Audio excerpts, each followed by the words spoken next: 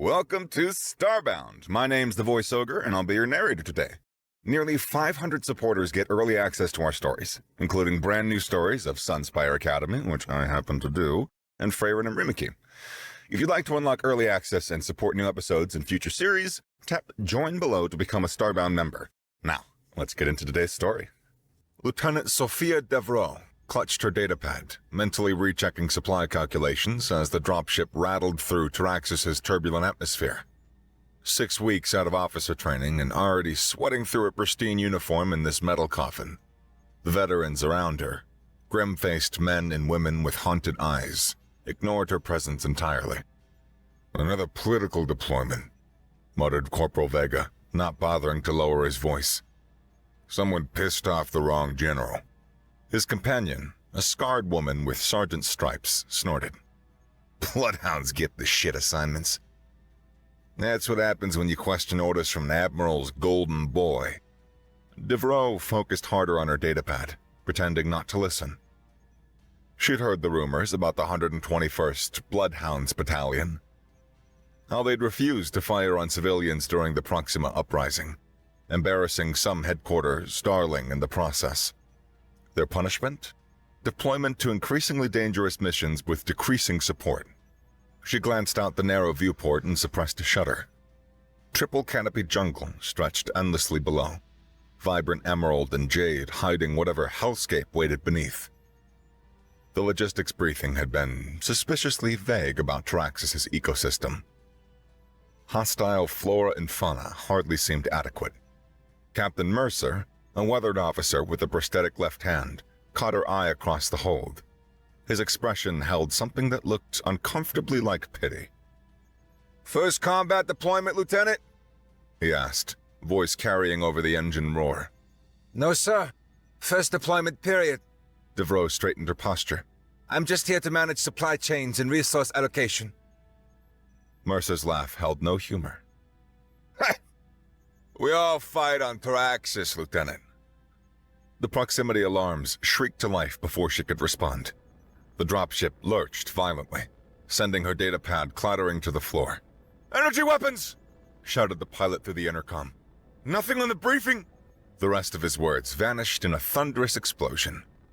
The ship spiraled downward, emergency lights bathing the hold in crimson. Soldiers braced against harnesses. Captain Mercer's face twisted in fury rather than fear. "We've been set up!" he roared, the words barely audible over the screaming metal and howling wind tearing through a newly formed breach. "They knew!" Another explosion tore through the cabin, ripping Mercer's words away along with a significant portion of the hull. Devereaux's harness snapped. The sudden vacuum yanked her towards the opening. Her logistics-trained mind frantically calculated survival probabilities, even as she tumbled into open air. Atmospheric entry velocity, fatal. Current velocity after ship deceleration, possibly survivable. Triple canopy jungle below, unknown variable. The oddly calm thoughts accompanied her descent, her body ragdolling through thick foliage that whipped and tore at her uniform. A final impact knocked consciousness away. Devereaux awoke hanging upside down, tangled in vines thick as her wrist. Blood, her blood, trickled upward along her face, following gravity on its path from a gash from her forehead to her hairline. Below, hell waited. 3 dropships lay scattered in a small clearing. Twisted metal still burning despite the humidity. Bodies and equipment littered the ground. Some moved, most didn't. The charnel house smell of burned flesh and fuel mixed with the vegetal humid dampness of the jungle. The logistics officer part of her brain activated automatically. Assess resources, calculate survival rates, establish priorities. She reached up, testing the strength of the vines imprisoning her, then activated the small utility blade strapped to her wrist. Standard equipment, rarely used for anything more threatening than opening ration packs. Now it sawed through the thick vegetation. The fall when the vines finally gave way sent fresh pain shooting through her right ankle. Possibly sprained, not broken. Devereaux limped towards the nearest cluster of survivors, pulling her medical kit from her belt. Training asserted itself over shock. First aid, triage, established chain of command. "Ma'am." A grizzled sergeant approached. Blood seeped from a bandage wrapped hastily around his forearm. His name tape read Reyes. "You're the ranking officer now." That can't be right. The words came automatically. Captain Mercer, he's "Dead, ma'am. Major Ellis and Colonel Ward, too. Command structure is gone. Engineers are checking for survivors, but it doesn't look good." Devereaux forced down rising panic, clinging to protocol. Establish a perimeter. Set up a triage center by those rocks. Defensible position with shade. Salvage any communications equipment. We need to contact the support vessels. Sergeant Reyes nodded, seemingly relieved by her decisiveness despite the tremor in her voice. "Already on it, ma'am." An hour later, the grim totals were unavoidable. 47 survivors from an original deployment of 200. Communications equipment destroyed or damaged beyond field repair. No response from orbital support vessels. Devereaux studied the survival gear they'd managed to salvage, calculating supply duration against uncertain variables. "They'll come looking for us, right?" asked a young private helping inventory medical supplies. Her name tape read Cooper. Her hand shook slightly. "Standard protocol is to wait 24 hours for communication before launching search and rescue," Devereaux replied, not mentioning what they both already knew. This mission had never been standard. Sergeant Reyes interrupted her thoughts, approaching with another soldier who held a makeshift stretcher. "Lieutenant, I found something you should see." They followed a narrow path hacked through the undergrowth. 50 meters from camp, Reyes pointed to the damp soil. "Footprints, not human." Devereaux knelt despite her throbbing ankle. The impressions were large, much larger than human, with a distinct three-toed configuration. "Local wildlife?" "No, ma'am." For the first time, she heard genuine fear in the sergeant's voice. "Hecations. Apex predators with a taste for trophy hunting. They're already tracking us." The tremor returned to her hands. She had heard stories about Hecations during academy briefings on potential hostile species. Massive humanoids who hunted intelligent beings for sport. Until now, they'd been theoretical threats, not footprints in mud. "How do you recognize their tracks?" she asked, fighting to keep her voice steady. Reyes' expression darkened. "Lost half my squad to them on Prima Nova. They weren't officially there either."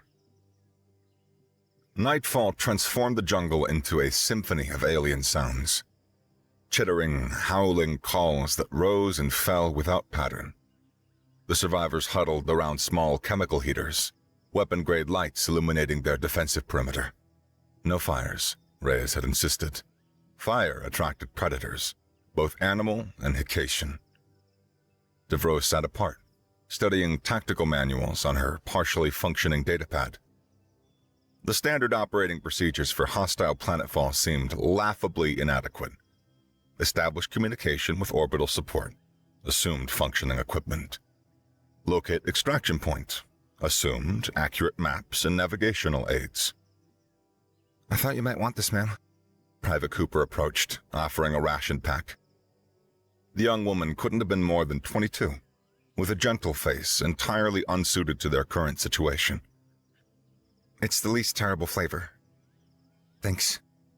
Devereaux accepted the package. "You're administrative personnel too, aren't you? Not frontline?"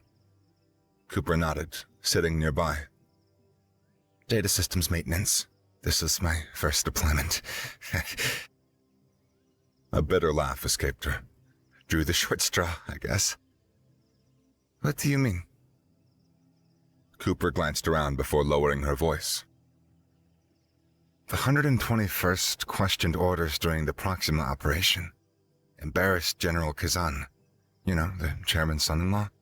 This mission was designed as career-ending at best, fatal at worst. The confirmation of what she'd suspected turned Devro's stomach. Political revenge, thinly disguised as military necessity. She had been collateral damage. Wrong place, wrong time.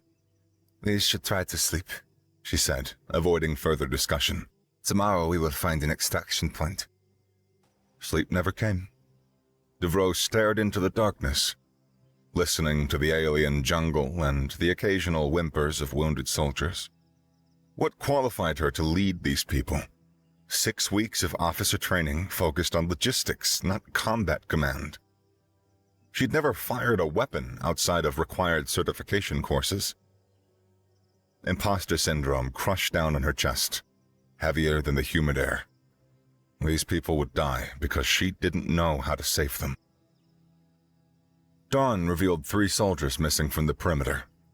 Devro organized search parties, trying to project a confidence she didn't feel. Sergeant Reyes led one group. She accompanied another, limping on her tender ankle. They found the missing men hanging upside down from branches 20 meters above the ground, skinned and dismembered. Their spines had been removed with surgical precision. Veterans retched and swore. Cooper turned away, shoulders heaving. Devro stared upward, her mind instinctively converting the scene into data points, a survival calculation. 3 personnel lost. Trophy-taking behavior confirmed. Sophisticated hunting techniques indicated. Probability of extraction before further casualties? Low. She maintained external composure, ordering the bodies cut down and returned to camp for proper burial. Inside, a scream built pressure behind her sternum, threatening to tear free.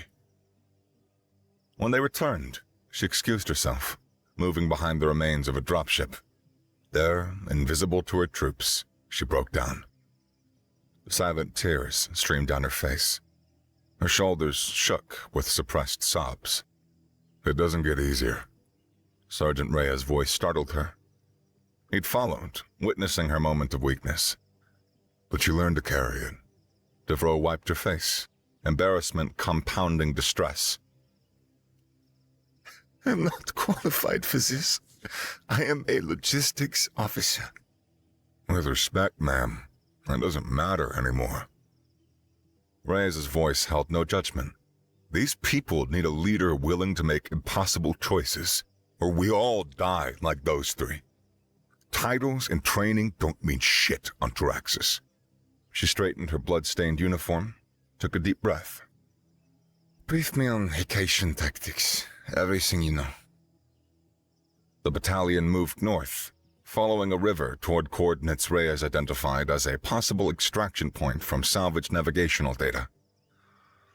Devro established rotating guard positions, placed their few combat veterans strategically throughout the column, and tried to project confidence she didn't possess.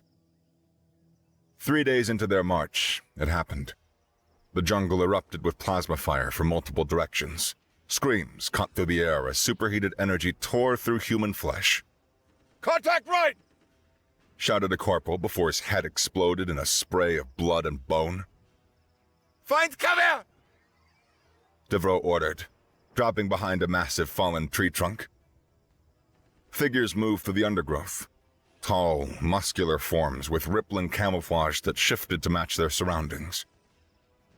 She caught glimpses of mandible-like jaw structures, bioluminescent markings across ridged foreheads.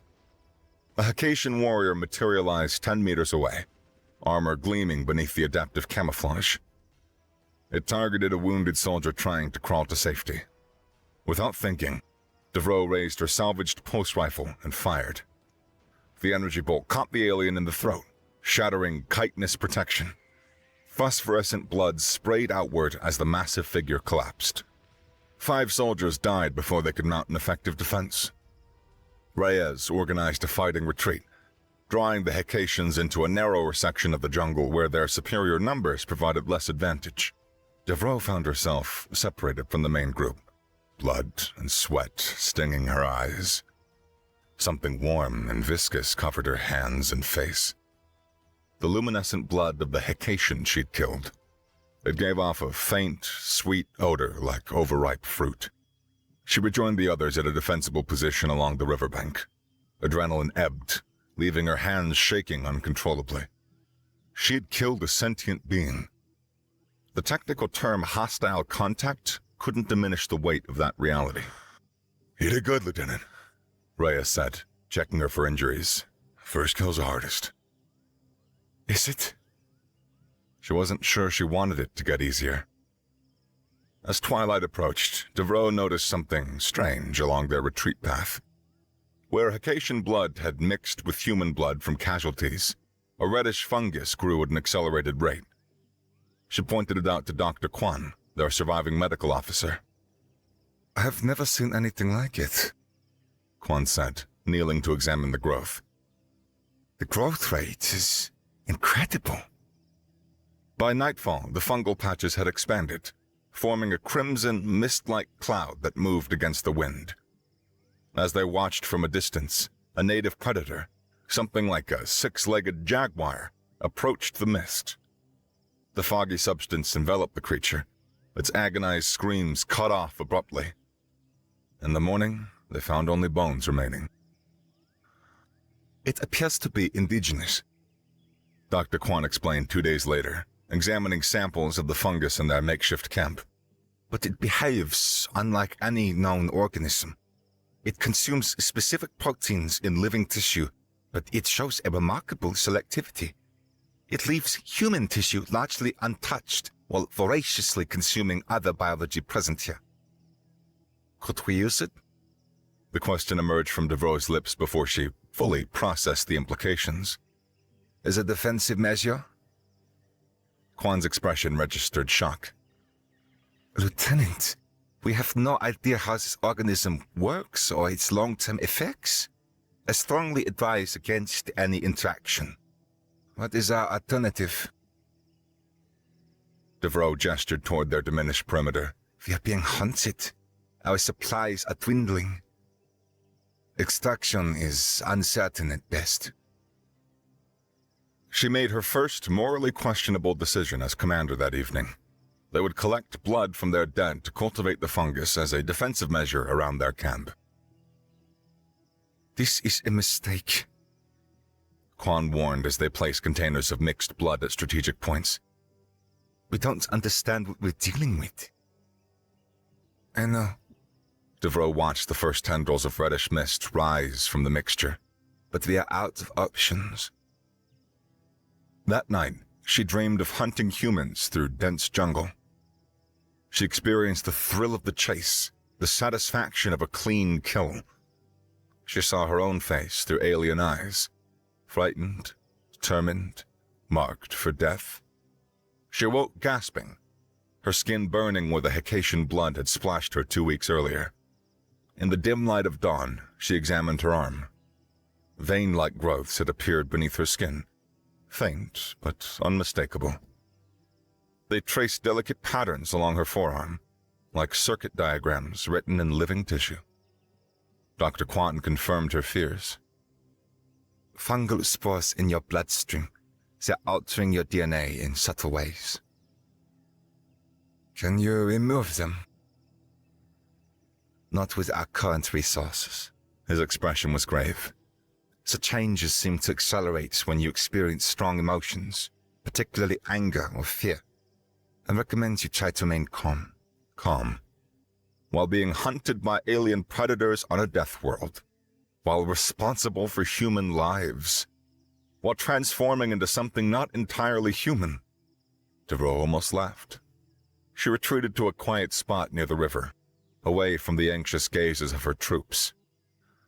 The water ran red-tinged here, carrying traces of the strange fungus downstream. She crouched and studied her reflection in a still pool. Her face seemed the same, but something in her eyes had changed. A hardness, yes, but also something alien lurking in the depths. Lieutenant? Sergeant Reyes approached, his movements deliberately loud to avoid startling her. He'd developed that habit after the first week, when they learned all how dangerous surprise could be in this environment. The men are asking questions, he said, squatting beside her. About the stuff growing around camp. About your condition. What are you telling them? Reyes shrugged. The truth? That we don't know what it is, but it's keeping the hunters at bay better than our weapons. Devereaux traced the faint patterns on her forearm, visible now even without straining. And this? What am I supposed to tell them about this? Nothing. His scarred face remained impassive. Results matter now, Lieutenant, not appearances. She glanced at him sharply. You don't find this disturbing? What is happening to me? I've seen men lose limbs, lose minds, lose souls on deployments. Reyes picked up a stone and skipped it across the water. As long as you're keeping us alive, you could grow tentacles for all I care. His pragmatism was oddly comforting. Devereaux nodded, standing up. Let's increase the perimeter of the mist. It's forming a barrier, so let's make it stronger. Yes, ma'am. Reyes hesitated. Just one thing. Some of the men, the ones who've been handling the samples, helping Quan, they're showing signs too. Small patterns, like yours were at first. The implication sent a chill through her. Was she patient zero in some kind of outbreak? Or was this evolution? Humanity adapting to Traxxas through a symbiotic relationship with its native life? Monitor them, she ordered. Any behavior changes, any physical changes beyond the markings, and I want to know immediately. She headed back to camp, mind racing. If the fungus was spreading through the battalion, they might all become carriers, vectors for whatever this organism truly was. But for now, it was keeping them alive, and survival took precedence over all other concerns. 2 weeks into their survival ordeal, the battalion, now reduced even further, had established a defensible position around the cultivated red mist. The fungus responded to proximity, swirling more actively when Hecatians approached. 3 hunting parties had already retreated after losing numbers to the caustic fog. Devereaux's nightmares intensified. Each night, she experienced more haunting memories. Not just observing, but feeling the satisfaction of trophies collected, status earned, respect gained from worthy kills. The fungal growths beneath her skin spread gradually, creating intricate patterns across her arms and torso. Sergeant Reyes led a salvage mission to another crash site, returning with crucial supplies but 4 fewer soldiers. Increased Hecatian activity east of here, he reported. Evidence of a major encampment about 2 clicks out. They're massing for something. That night, Devereaux didn't just jolt awake, she snapped into consciousness, a bioelectric current surging through her limbs. Her eyes flew open, the familiar darkness of the jungle canopy replaced by a flickering, predatory infrared spectrum. The world was painted in ghosts of heat. And one ghost, brighter, larger, pulsed with lethal intent, moving in with chilled silence inside their mist perimeter.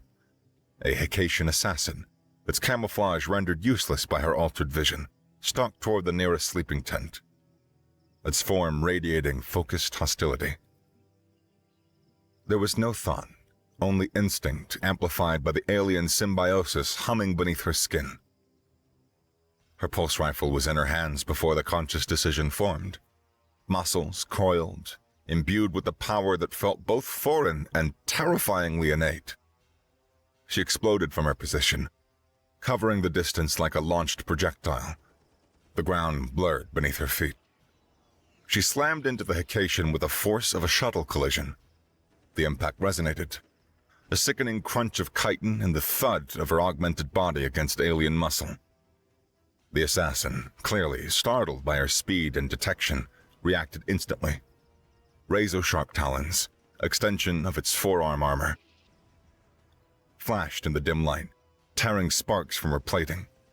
Its mandible-like jaws snapped inches from her face, emitting a low, guttural hiss. The fight wasn't brief. It was compressed eternities of violence. Her rifle was useless at this range, torn from her grip as they grappled. The Acacian, easily twice her mass, tried to overpower her. Its immense strength meant to crush bone and rupture organs. But the fungus roared within her. She met its strength, not just matched it, exceeded it. She felt alien sinews strain against her grip, heard the pop and crackle of its reinforced carapace beginning to buckle under pressure she couldn't possess. It tried to impale her on a wrist blade, a wicked length of sharpened metal. She twisted with impossible agility, the blade scraping harmlessly across her backplate. Her enhanced senses screamed warnings, the shift of its weight, the tensing of its muscles before each strike. She drove her fist into its torso, feeling armor plates shattered inward. A choked gasp, thick with alien fluid, escaped the creature. Pinning one of its weaponed arms, she rammed her shoulder into its throat, driving it backward against a thick jungle trunk. The impact shuddered through the ground. Before it could recover, her hands found purchase on its helmeted head. The phosphorescent blood started to seep from the cracks that the blows had created. With a surge of raw, inhuman power now screaming in her veins, she twisted. There was a final, wet snap that echoed unnaturally in the humid air. The massive body slumped, lifeless. Thick, phosphorescent ichor, glowing faintly in the dark and smelling sickly sweet, coated her hands, her arms, spattered across her face. It was hot, viscous. And as she stood there, panting, adrenaline warring with the strange calm flooding her system, the feeling returned. Not just completion. It was a wave of savage satisfaction, profound and deeply disturbing. It felt like a hunger finally fed. Like coming home to a place she never knew existed, but which the fungus recognized instantly. This kill belonged to her. The Night Watch had witnessed her impossible feat. Whispers spread through camp by morning. Some looked at her with fear, others with something approaching reverence. The changes are progressing, Dr. Kwan said privately after examining her. Fungal integration is altering your cellular structure, enhancing certain capabilities, but at a cost. What cost? His eyes met hers directly. These alterations aren't just physical. The fungal network appears to interface with your neural pathways. The dreams. The memories weren't hers. Can you reverse it? Not here. Maybe not at all. Kwan hesitated. There's more. The fungus responds to you specifically now. Have you noticed? She had. The mist formed patterns when she approached, swirling in ways that almost resembled language. When calm and focused, she could direct it to form barriers around vulnerable sections of their perimeter. When angry, and she was angry often now, it became aggressive, seeking out any non-human life forms with frightening efficiency. Devroe kept Kwan's warning mostly to herself, but confided in Sergeant Reyes, the closest thing she had to a friend in this hell. So you're developing advantages against the enemy, he said pragmatically. I don't see the problem. The problem is that I am changing into something else. Reyes shrugged, checking his weapon. We're all changing, Lieutenant. No one survives war without becoming something they weren't before. Their conversation was interrupted by Private Cooper, who had become their de facto communications specialist. Lieutenant, we've intercepted something on salvaged Haitian tech. You need to hear this. The translated communication was fragmented, but clear enough. The Mistbearer has emerged. General Tharak approaches personally. High-value target. Accompanying the audio was a grainy image captured by their perimeter sensors. A Haitian larger than the others, with elaborate armor and extensive scarification across its exposed skin. It observed their camp from afar. They're hunting you now, Reyes said quietly. Not just us. You. The knowledge should have terrified her. Instead, a strange calm settled over Devereaux. The fungal patterns beneath her skin pulsed faintly, almost like anticipation. Their first proactive strike came 3 days later. Using Devereaux's connection to the mist as cover, they ambushed a Hecatian patrol, killing 5 hunters without casualties. The victory boosted morale among the troops, but furthered her transformation. Patches of her skin developed a subtle reddish hue. Her eyes sometimes shifted color when emotional, bleeding from brown to a luminescent amber. More fragments of Hecatian memory surfaced. Languages, cultural values, social structures built around providing improving strength through hunting worthy prey. She began understanding their communications without translation. The mist responded more strongly to her silent commands, but it required feeding. Blood from casualties, both human and Hecatian. The changes didn't go unnoticed. Divisions formed within the battalion. Some soldiers, led by Sergeant Reyes, viewed Devereaux's transformation as necessary evolution for survival. Others, including Dr. Kwan and Private Cooper, watched with increasing concern. Cooper approached her one evening as she stood at the perimeter, communing with the mist that swirled around her like an affectionate pet. "The men are talking, ma'am." Cooper's voice held none of its former timidity. "Some are saying that you're not entirely yourself anymore." "Define myself, Cooper." Devereaux's voice had developed subtle harmonics, an echoing quality that hadn't been present before. "The woman who landed here would have gotten everyone killed by now." "Maybe." Cooper stood her ground, but at least she was human.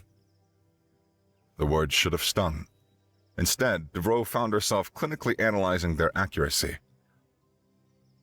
Was humanity an advantage in this environment? The fungus offered power, insight, abilities beyond normal human capacity. Evolution always came with a sacrifice. "Humanity is overrated on Taraxis," she replied finally, "but loyalty isn't. Are you loyal, Cooper?" The unspoken threat hung between them. Cooper retreated, but the damage was done. The division had been named. The major Hecatian assault came at dawn. Hundreds of hunters breached the perimeter simultaneously, overwhelming sections of the mist barrier through sheer numbers. The battalion scrambled to defensive positions, desperately outmatched. Devereaux felt something shift inside her as stress and rage collided. The fungal structures beneath her skin writhed visibly, no longer patterns, but active, living networks expanding across her body. Her voice changed completely, developing harmonics that affected the mist's behavior when she shouted commands. She waded into combat with inhuman strength and aggression, moving faster than possible for an unaugmented human. The mist responded to her fury, becoming a storm that dissolved enemy combatants in seconds. Hecatians screamed as their armor and flesh liquefied on contact with the concentrated fungal cloud. Victory came at a cost. Several human soldiers were accidentally caught in the mist's feeding frenzy when Devereaux temporarily lost control. She felt their deaths through the fungal network, their final moments of terror as their own commander's weapon consumed them. The aftermath had created an unrepairable schism. Half of the surviving battalion viewed her as their salvation, embracing her as the Mist-Bearer, the name the Hecatians used in their communications. The others, led by Cooper and Kwan, no longer bothered hiding their fear. "We can't stay with you," Cooper said, speaking for the dissenters. "You are becoming one of them. Or something worse." Devereaux could feel their emotions through the fungal spores in the air. Fear, disgust, determination. She could compel their loyalty if she wanted. The fungus offered methods, biochemical options for ensuring obedience. The temptation pulled at her. With tremendous effort, she resisted. "Take what supplies you need. Go south towards a secondary extraction point." Cooper seemed surprised by her acquiescence. You're letting us leave? I am still human enough for that, Deveau replied, though the words felt hollow. For now. 12 soldiers left with Cooper and Quan. 17 remained with Deveau and Reyes, many sporting minor fungal growths of their own from prolonged exposure to the mist. That night, a direct communication arrived through their salvaged Hecatian technology. A formal challenge according to hunting code. The message was addressed specifically to the Mistbearer and signed by General Thorak. We have encountered your kind before, on another world we abandoned. The message read, The Red Death is not your ally, but your puppeteer. You are not controlling the mist. You are being prepared as its vector, a carrier to spread it beyond Taraxis. The message concluded with an ultimatum. Face me in honorable combat, or watch as I systematically eliminate every human on this planet, beginning with those who recently separated from your protection. Deveau felt cold certainty settle in her altered body. Cooper's group would already be captured or dead. Thorak had been watching, waiting for this strategic opportunity. It's a trap, Reyes said unnecessarily. Of course it is. Deveau studied the coordinates provided for the meeting, but it's also an opportunity. Before she could elaborate, Dr. Quan stumbled into the camp, bloodied and exhausted. It escaped the ambush that caught Cooper's group, circling back through the jungle at great risk. They're all dead or taken, he gasped as they treated his wounds. Hecatians waiting for us. When he recovered enough to speak further, he shared critical information. I've been analyzing the fungal samples continuously. The transformation might be reversible with the right chemical compound, which could potentially be synthesized from specific enzymes in Hecatian blood. Deveau faced a pivotal decision. Embrace her evolution and fight as the Mistbearer, or risk everything on a cure that might restore her humanity. The fungus sensed her indecision. That night, her dreams were more vivid than ever. Not memories this time, but communication. The fungal consciousness revealed itself fully. It was ancient, a planetary defense mechanism evolved against the Hecatians generations ago. It chose specific hosts to spread its spores off-world, using captured Hecatian knowledge through DNA transfer to enhance its strategies. Previous hosts had fought the symbiosis. Deveu's acceptance had created a more perfect union. The mist offered her power beyond imagination as she fully surrendered. If she did, godlike power, effective immortality, perfect communion with a life form that had existed for millions of years. All it asked for in return was a ride off this planet, just as Thorak had said, a vector to spread throughout the galaxy. Dawn found Deveu changed yet again. Her skin now featured visible fungal structures, eyes adapted for multiple light spectrums, strength and reflexes enhanced beyond human limits. She gave Sergeant Reyes contingency orders, including the location of a functioning emergency beacon discovered in her Hecatian memories. If I don't return by nightfall, leave without me. We're not leaving you, Lieutenant. Reyes clasped her forearm, unbothered by the fungal patterns pulsing beneath her skin. Whatever you are now, you're still our commander. That is in order, Sergeant. Her voice carried those strange harmonics permanently now. Someone has to warn humanity about what awaits on Taraxis. The confrontation with General Thorak took place in a massive clearing dominated by a Hecatian ship. The general waited alone, his massive form adorned with trophies and ritual scars. He carried no projectile weapons, only blades. Honor combat according to their code. You understand now, don't you? He said in his own language, which Deveu comprehended perfectly now. What you carry inside you. I understand more than you think. Deveu circled slowly, the mist swirling around her feet like a loyal hound. Your species encountered the fungus before. Another world. Thorak's mandibles clicked in confirmation. We burned entire continents to contain it, but always suspected dormant spores remained. When your kind invaded this world, we knew the cycle would begin again. The revelation struck Devereaux like physical blow. We didn't invade. We were sent here. Used. Yes. Thorak extended his blades, serrated ceremonial weapons designed for a slow kill. Your kind sacrificed you. They knew about the fungus and sent you as bait, or test subjects. Fury rose in Devereaux, the mist responding instantly, thickening around her. You are lying! I have no need to lie to prey. Thorak's posture shifted to attack stance. I honor you with truth before your death. The fungus must not leave Taraxis. The battle was brutal and visceral. Both enhanced their original biology. They fought across the clearing and into the ship. Devereaux's connection to the mist gave her advantages. Tendrils of caustic fog attacking independently like additional limbs. Thorak's centuries of combat experience kept him competitive. His knowledge of the fungus's capabilities allowing him to anticipate and counter many attacks. As they fought, Devereaux accessed more of his memories through their blood contact, learning the Hecatians' deepest fear, that the fungus represented an intelligence far older and more patient than their own, one that used living beings as pawns in a galaxy-wide strategy spanning millions of years. Deep in the Hecatian ship, the battle reached its climax. Devereaux was winning physically, her transformed body regenerating injuries that would have incapacitated her human form.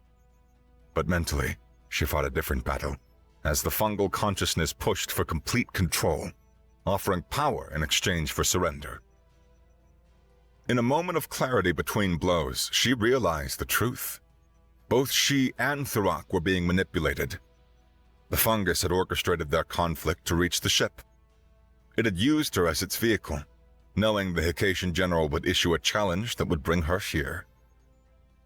The vessel contained biological weapons vault that would allow the fungus to create specialized spores and capable of infecting multiple species. Taraxis had been a testing ground, a laboratory for developing the perfect host. Humanity had been selected for its adaptability, its openness to symbiosis. With a surge of willpower, Devereaux resisted the fungal control. I understand now, she told Thorak, lowering her weapons. Neither humans nor Hecatians are the real threat. It's the fungus. It's been planning this for generations. The Hecatian general, bleeding from multiple wounds, recognized her struggle. You know what must be done then. The ship's engines can be overloaded, creating a purification field that will destroy all fungal matter within a massive radius. Including what exists within me. Devereaux finished. The fungal consciousness screamed within her mind, struggling for control. She activated her salvage communicator, contacting the battalion. Yes, evacuate immediately. Use the emergency beacon. That's an order. She transmitted the coordinates, knowing time was short. What about you, Lieutenant? His voice crackled through static. Complete their mission, Sergeant. Get everyone home. The fungal consciousness fought her brutally from within, as she and Thorak worked to overload the engines. Physical pain racked her body. Psychological torture assaulted her mind. She experienced the full extent of the fungus's plans, using humans as carriers to infect core worlds, then manipulating interspecies warfare to spread further across the galaxy. As the engine overload sequence initiated, Thorak convulsed violently. Fungal growths erupted from within his body. He'd been infected during their battle, but fought it with characteristic Hecatian discipline. Go, he commanded, green blood streaming from his mandibles. Warn both our species about what awaits on Taraxis. This is my final hunt. He locked himself into the engine chamber to ensure the overload completed, embracing an honorable death. Devereaux ran through the ship as fungal growths erupted from the walls, trying to block her path. The consciousness within her offered one final temptation: complete symbiosis. For a moment she hesitated, experiencing the collective awareness of the fungus, its ancient intelligence and cold patience. With tremendous effort, she rejected the offer. Humanity isn't perfect, she told the consciousness, but we choose our own evolution. She raced away from the ship as the engines detonated. The purification wave spread outward, a sphere of energy that disintegrated the red mist wherever it touched. Devereaux felt the fungal structures in her body burning away, bringing excruciating pain, but also clarity as her mind fully became her own again. The last thing she saw before consciousness faded was the emergency shuttle ascending through Taraxis' atmosphere, carrying the survivors to safety. Lieutenant? Lieutenant Devereaux? Can you hear me? Consciousness returned slowly, painfully. Devereaux opened her eyes to find herself in a makeshift medical unit. The surviving battalion members had found her unconscious at the edge of the blast radius, severely injured but alive. Dr. Kwan bent over her, checking vital signs. The purification wave appears to have neutralized the active fungus, he explained. But there are permanent alterations to your DNA that can't be reversed. The patterns remain, though. They are inert. She examined her arms, finding the fungal structures still visible, but now just scarred tissue beneath her skin. A latticework of fine red lines. Rescue arrived 3 days later. Another human battalion responding to their emergency beacon. As they were evacuated, Sergeant Reyes ensured all recovered data about the fungus and the Hecatians was secured. They're crediting us with making first official contact with the Hecatian species, he told her privately. The truth about the fungus will likely be classified. And the general who sent us here? She asked. Stripped of command pending investigation. Turns out sending the 121st on a suicide mission without proper intel wasn't popular once it became public. In recovery aboard the rescue vessel, Devereaux reviewed their survival statistics. 23 soldiers from the original 200 had made it off Taraxis. During inventory, she discovered Dr. Kwan had preserved samples of the neutralized fungus for study, against her direct orders. We need to understand the enemy for future encounters, he argued when confronted. The fungus exists elsewhere in the galaxy. Humanity needs to be prepared. Devereaux stared at the sample containers, feeling a phantom connection to their contents. The fragments of fungal consciousness that still lingered in her altered mind reached instinctively toward their dormant kin. Even neutralized, she could sense the potential waiting in those sealed vials. Patient, ancient, adaptable. You don't understand what you are dealing with, Kwan. Her voice retained traces of those alien harmonics that had once commanded the mist. This isn't just a biological weapon or a pathogen. It's intelligent. It learns. It adapts. Which is exactly why we need to study it, Kwan persisted. If it's as widespread as you claim, humanity will encounter it again. It's better prepared than blind. Prepared. Devereaux laughed bitterly. The Hecatians tried that approach. They thought they could control it, weaponize it. They burned entire worlds when they failed, and they are centuries ahead of us technologically. She picked up one of the sample containers, examining the innocuous-looking reddish filaments suspended in preservation fluid. To untrained eyes, it might have appeared as nothing more than peculiar algae. She alone knew its true nature, the dormant fragments of a hive mind that had used her body as a vessel, that had shown her visions of galactic conquest through the slow, patient strategy of a life form that measured time in millennia. Every scientist who studies this will become a vector, she explained, surprising herself with the protective instinct she felt toward her own species. You can't just observe it. It observes back. It learns your weaknesses, your desires. It offers exactly what you want the most. And what did it offer you, Lieutenant? Quan asked quietly. Devereaux held his gaze. Everything. Power, knowledge, immortality. The ability to protect everyone under my command. She set the sample down with deliberate care. And in return, it only wanted one thing. To spread beyond galaxies. She made her final command decision. She destroyed the samples while Quan protested vehemently. Later, she filed a report recommending Taraxis to be quarantined indefinitely. She knew from the shared consciousness that the fungus wasn't truly dead. It had existed for millions of years, and it would regenerate from microscopic spores deep underground.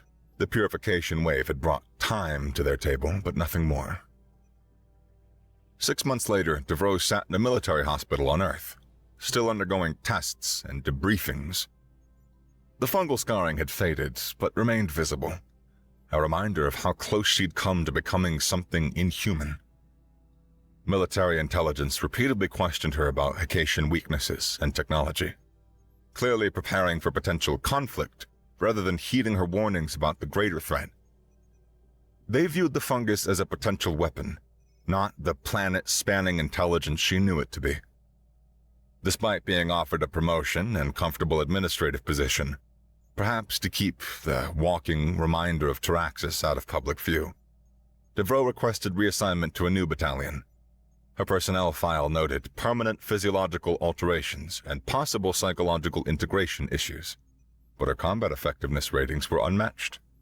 In quiet moments alone, she still felt echoes of the fungal consciousness, not controlling her, but a shadow in her mind offering fragments of alien knowledge and strange impulses. Sometimes she caught a reflection showing eyes that briefly shifted color when she focused on certain thoughts. The survivors of the 121st, now reassigned to various units, still contacted her regularly. They shared a bond that no one else could understand, marked by their experiences on Taraxis and the faint red patterns many still carry beneath their skin. Sergeant Reyes had been promoted to lieutenant, his combat experience and leadership during the Taraxis incident earning him official recognition. During his last visit, he'd brought disturbing news. The dreams have started for some of the others, he confided, voice low despite the privacy of her hospital room. Quan says it's post-traumatic stress, But you know better, Devereaux finished. What kind of dreams? Hunting dreams. Memories that aren't ours. Reyes rubbed the faded red patterns on his wrist unconsciously. Alberto woke up speaking Hecatian last week. Perfect accent, according to xenolinguists. He's never studied it. Devereaux felt a cold weight settle in her stomach. The fungus is dormant, not dead. That's what I figured. Reyes leaned closer. Military intelligence is keeping us separated. Different bases, different assignments. I don't think it's a coincidence. They're afraid we'll compare notes. She agreed. Realize what's happening to us.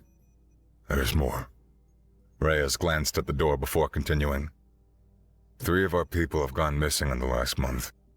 Official records show reassignment to deep space research stations, but I can't verify those facilities even exist. Devereaux understood immediately. They're studying us? The long-term effects of exposure? I think so. Just be careful, Lieutenant. Don't let him see everything you can do. He tapped his temple meaningfully. Some capabilities are best kept off the record. After he left, Devereaux stood at the window overlooking the military complex, watching personnel move between buildings with purpose. She'd noticed how the doctors monitored her physiological responses during nightmares, how intelligence officers circled back to specific questions about her mental connection to the fungus. They weren't just debriefing her, they were assessing her potential as a weapon or a threat. Private Cooper had been wrong about one thing. Devereaux hadn't lost her humanity on that death world. She had discovered its limits, its price, its value. But the system she'd returned to viewed her transformation with the same cold calculation the fungus had, as an opportunity to exploit. The final communication came from an unexpected source, a coded message from a Haitian frequency. It contained only 5 words in their language, which Devereaux still understood perfectly. It grows again. Be ready. She traced the message to coordinates near the edge of colonized space. A frontier outpost had gone silent 3 days earlier. Initial reports mentioned unusual biological growth obstructing communication equipment. That evening, she had filed a request for assignment to a new research mission investigating unusual red growths discovered on another frontier world. The fungus had taught her that survival often requires becoming what you fear. The question that remained was whether she could use these changes to protect humanity rather than transform it. As she sent the request, she felt a familiar sensation, a distant calling, a pull toward the stars. The fungus wasn't finished with humanity, and she wasn't finished with it.